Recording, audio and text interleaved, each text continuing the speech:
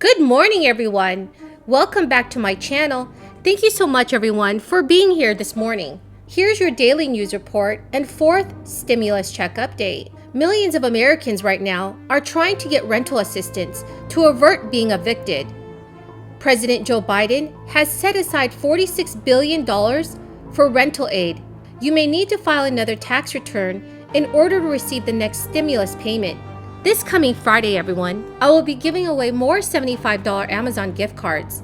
Please enter my giveaway by subscribing to my channel, liking this video, and also leaving a comment below. Thank you so much, everyone. Along with eviction ban extension, President Biden's stimulus allocated nearly $50 billion in emergency rental aid to those struggling to pay rent during this crisis. However, Treasury data released last week found that of the $46 billion in emergency rental aid from the president, only $1.5 billion had been dispersed as of May, helping only 350,000 families that were behind on rent.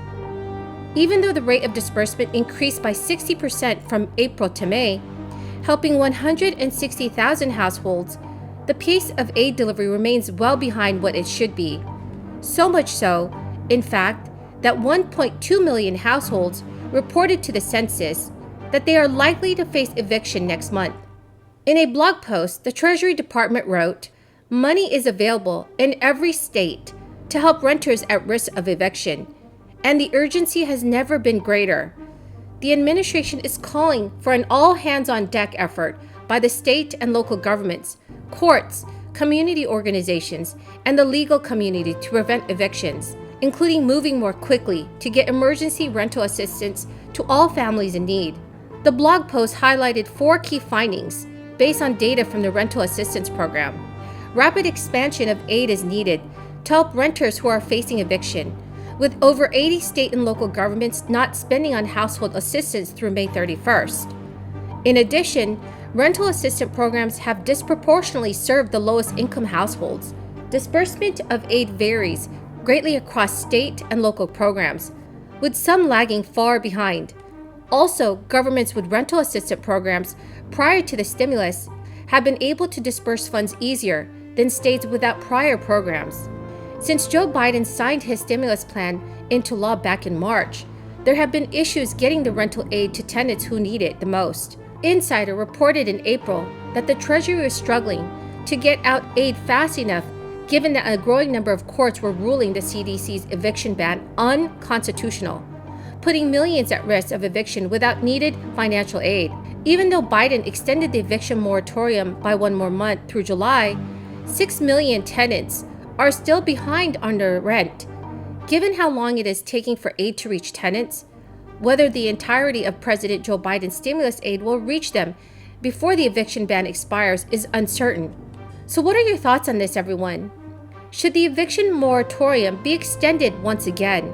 Please leave your thoughts in the comment section below. In the blog post, the Treasury Department stated, since the start of the administration, Treasury has taken bold action to give state and local governments the tools and flexibility needed to scale up programs quickly. Treasury will continue to work with grantees and use every tool available to get this aid into the hands of families at risk of eviction, including reallocating additional funds to grantees that demonstrate results. Housing advocates blame the slow rollout partly on the Treasury Department under the former president, that they say was slow to explain how the money could be spent. The criteria, while much more clear under the current president, was still criticized for a burdensome process that seemed more focused on preventing fraud than helping tenants. Last week, the California legislature passed a bill that would allow for sending the second round of Golden State stimulus checks with an expanded income threshold.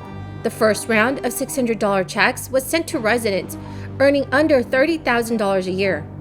The new bill will not send another check to those that received one during the first distribution cycle. Instead, those making under $75,000 a year will receive a check. These checks will be sent based on the information provided this year during tax filing season. For those who have not yet filed their taxes, the state of California recommends sending in a return to ensure eligible individuals receive their payments. While taxes were officially due back in May, the state has extended the deadline to October 15th. If you have already submitted your tax return, you do not need to file again. The state already has the information it needs to make the payment. After announcing the $75.7 billion budget surplus for 2020, Governor Gavin Newsom revealed that he would be expanding the Golden State Stimulus Bill's $600 stimulus checks to cover 78% of California taxpayers, which is great news for many of you. The California Comeback Plan will see an estimated 9.4 million Californians who earn up to $75,000 per year included in the $600 stimulus check payments. The total cost to the state of their addition is expected to reach $5.6 billion. So everyone, that is the end of the video for this morning. Thank you so much for being here today. I truly hope you found this video helpful. This coming Friday, I will be giving away more Amazon gift cards. Please enter my giveaway. All you have to do is subscribe to my channel, like this video, and also comment below. Thank you so much, everyone, and have a wonderful and blessed Tuesday. Very much, Trent. Trent, it's a good question because obviously right in front of us in terms of what we're working on now and what I think the nation wants us to push forward is this broader infrastructure focus. And that's when I talked about the jobs plan and the families plan. I think about that as kind of one big piece, right? One big enterprise. The president proposed a jobs plan plus a families plan that adds up in total for the two plans to about $4 trillion.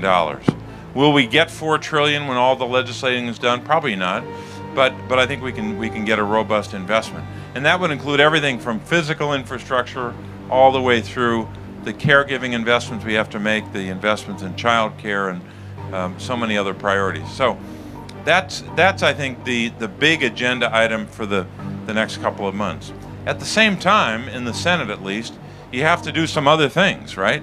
We've got to continue to get confirmations done, whether it's a judge or a cabinet official or at this point sub-cabinet officials.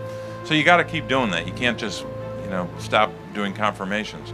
So that's part of our work as well. But in terms of the focus of your question on what else can we do with this, what some call the filibuster rule, I'll call it the 60-vote rule because it's a better explanation for what happens.